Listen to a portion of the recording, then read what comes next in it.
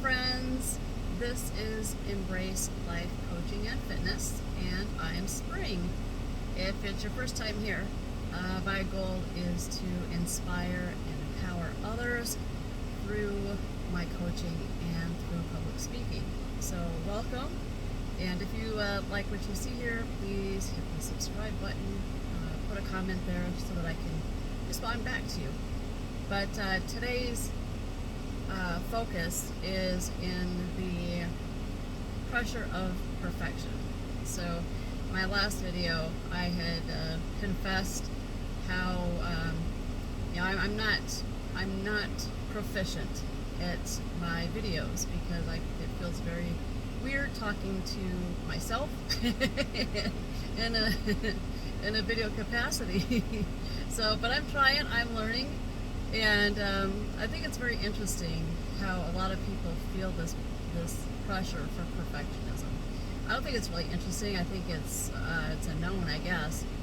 But what people do to appear to be perfect is, I think, kind of interesting in a psychological sense. Because we all want to fit in, we want to belong, we want to be accepted, and but some people will do some interesting things in effort to fit in and to appear to be perfect. A lot of the filters that you see out there with the whole beautify and what's the other? There's like some eye one or something. I don't know. Perfect eyebrows, blue and purple and green and brown eyes, and perfect skin tone and pretty skin and white teeth, and even expressions where you can adjust your photos to have a certain facial expression, which is, as I said, it's just interesting because they want you to feel like you are perfect in whatever you're trying to do.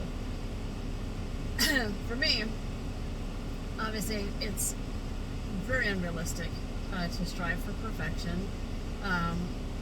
I myself do strive. I strive for excellence. I strive for extraordinary. I understand perfection is unrealistic, though. Nobody's perfect. Everybody screws up. Everybody has flaws. That's part of what makes everybody human, is their flaws. And I think if we look at ourselves and we look at others and we look more for the beauty side of things, I think it's a lot easier that when we come across the imperfections that we all have, that we can embrace those too. You know, there was a time, a few years ago, and my daughter and I were walking along the boardwalk in Florida, and we're just looking at everybody. And a game that I sometimes play is when I'm people watching, I'll make up stories about like what's going on in their lives or where they're going and what's happening and stuff like that. And but as we were walking, we came across this person, and they were just so unique that my daughter and I had this conversation about how beauty is in the imperfections of all of us, and it's what makes each of us unique.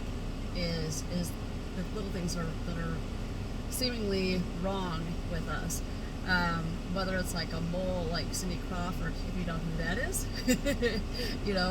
or who is it who has like the gap between the front teeth? I'm trying to remember who that is. But anyway, but there's these things that it's what makes them absolutely perfect, are these flaws that people perceive that they are.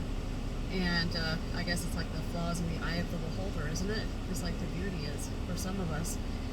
But I think as far as us as being human beings, if we step back and we take our shift in our focus so that we focus more on accepting the progress over the perfection, that we can see,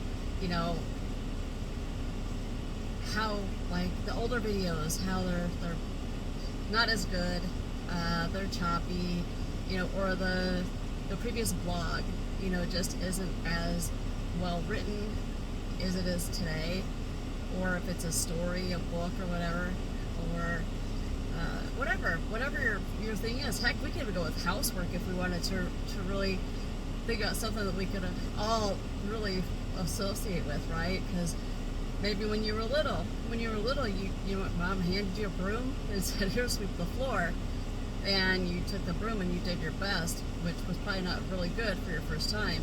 But then as you got practice and you got more, now sweeping the floor is like nothing, right? Or should be if you're an adult individual. So it's progress. But you know, the perfection part of that is that there might be like a little something hidden in a corner somewhere that you may have missed, right? And sometimes we just need to accept those kind of things. I think that one thing that we could all do is to, in ourselves and in each other, is to find the beauty in what makes us real, what makes us us, you know. Generally speaking, I'm a goofball. Anybody who knows me will tell you that I'm kind of goofy. I like to laugh, I like to smile, and I don't know if that's unique or not, but I do try to have a high level of energy first thing in the morning, and that's what makes me me, you know. And there's things that are going to make you that some people be like, oh, that's kind of a flaw, you know. For me, it's people look at me and be like, oh, it's you have too much energy too early in the morning, you know. And somebody might look at somebody else and say, oh my gosh, you take forever to wake up, you take forever to move, you know. And but those are things that aren't necessarily flaws, they're just who you are. And but if we're striving for perfection, that we're going to get up and we're going to be in the exact right energy that somebody else perceives us that we should be, that's not going to ever be the case. Because truthfully, perfection is a definition that somebody else tags. I mean, even when I've just came across the thought of in gymnastics where they do a 10.0 is a perfect score, and what one person sees as a 10-point score, somebody else might see as a 9.7, 9.6. So not perfect. So anyway, that is my little message for today. Trying to get one in before I hit the gym. It is Saturday, and it's going to be a great day here at the gym, and I hope you guys get a lot done this weekend. Again, my name is Spring. This is Embrace Life Coaching and Fitness. You guys have a great day. Take care. I love you. Bye.